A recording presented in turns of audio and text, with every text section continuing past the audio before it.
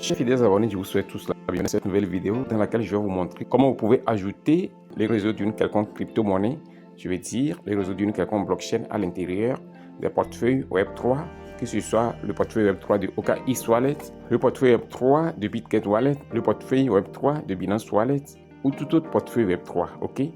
Si vous êtes nouveau sur notre chaîne YouTube Crypto Univers, allez-y simplement vous abonner sans hésitation, ensuite activer la cloche de notification pour ne rater aucune de nos prochaines vidéos, astuces, mises à jour et stratégies crypto. Alors chers amis, rejoignez également notre canal Telegram qui est une plateforme par excellence où j'y m'évertue quotidiennement à partager d'importantes opportunités cryptographiques, des mises à jour en rapport avec la cryptosphère en général. Alors dans cette vidéo, j'utilise l'exemple pratique de OKX Wallet. Alors une fois que vous êtes à l'intérieur de votre portefeuille comme ceci, vous allez donc devoir ajouter les réseaux pour pouvoir les utiliser ou bien pour pouvoir interagir avec ces derniers. Et pour le faire, une fois que vous êtes à ce niveau, vous cliquez simplement sur le logo du réseau qui est là ici. C'est celui de Polygon qui est là actuellement. Alors, vous coulissez les menus là de la droite vers la gauche et vous cliquez sur réseau personnalisé. En étant ici, vous allez cliquer en bas sur le bouton ajouter un réseau.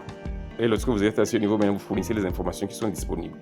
Cela suppose que vous avez déjà accès aux informations, aux données, par exemple le réseau, l'URL ou bien le RPC, l'idée du réseau, le symbole de la monnaie en question, et puis l'explorateur de la blockchain, d'accord? Donc, je vais rapidement aller ici. Il s'agit de l'exemple de XOS. Voici les informations dont j'ai besoin. Le nom du réseau, c'est XOS Testnet.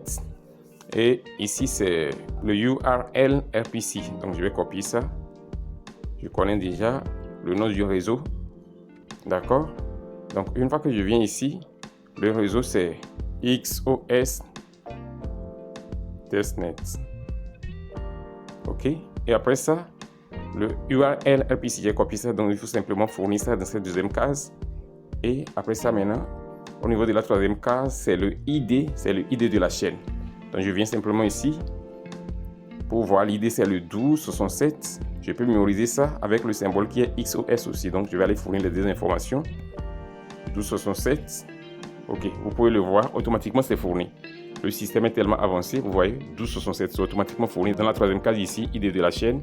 Et maintenant, le symbole, c'est XOS, comme ceci.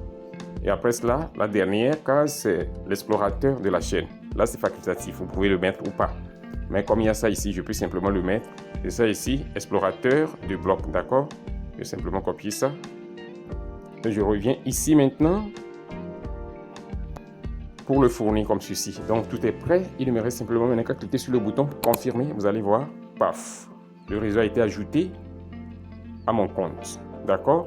Désormais, je peux l'utiliser pour interagir avec la plateforme testnet de XOS, d'accord? Donc vous pouvez voir le diminutif du réseau en question qui est juste en haut ici, d'accord? Lorsque vous voulez changer vos procédés comme ça pour revenir sur d'autres réseaux que vous utilisez précédemment. Vous voyez ça ici? Donc les réseaux sont alignés ici, d'accord? Donc c'est comme ça que vous procédez pour ajouter un réseau à l'intérieur d'un portefeuille Web3. Alors chers amis, nous voici ainsi au terme de cette vidéo. Et si elle vous a été utile, assurez-vous de la liker massivement, de la partager sans retenue et de laisser un commentaire. On se dit ainsi au revoir et à la prochaine vidéo.